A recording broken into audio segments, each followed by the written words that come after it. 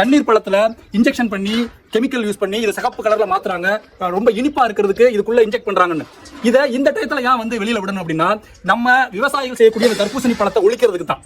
ஒழிச்சிட்டு இந்த வெயில் காலங்கள்ல நம்ம பன்னாட்டு நிறுவனங்கள் விற்கக்கூடிய குளிர்பானங்களை வாங்கி குடிக்கணும் அப்படின்றதுக்கு தான்.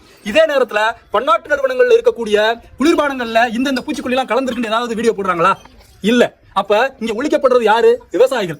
வாழ்றது யாரு? பன்னாட்டு நிறுவனங்களுடைய குளிர்பானங்கள். அதனால இந்த வெயில் காலம் ஆரம்பிச்ச உடனே இந்த பழத்துல அது இருக்கு, இந்த பழத்துல இது இருக்கு அப்படின்னு நம்மள்ட்ட பரப்பி இந்த வெயில் காலத்துல விவசாயிகள் உற்பத்தி பண்ணக்கூடிய தர்பூசணி மட்டும் கிடையாது, வெள்ளரிக்கால இருந்து எல்லா பழங்களுமே நம்ம சாப்பிடக்கூடாதுன்ற ஒரு கட்டமைப்பை இந்த உலகம் உருவாக்கிட்டு இருக்கு. அதை நம்ம உடைக்கணும். நீங்கெல்லாம் நான் சொல்றேன், இயற்கையாலனா தர்பூசணி வாங்கி சாப்பிடுங்க. கடை ஓரங்கள் இருக்கிறது. உங்களுக்கு ஒருவேளை பயமா இருக்கு அந்த வீடியோல பார்த்தோம் அப்படின்னா ஒரு சிம்பிள் ஸ்டெப் சொல்லி தரேன். இந்த மாதிரி வெள்ளை துணி எடுத்துக்கங்க, இதுல தேய்ங்க.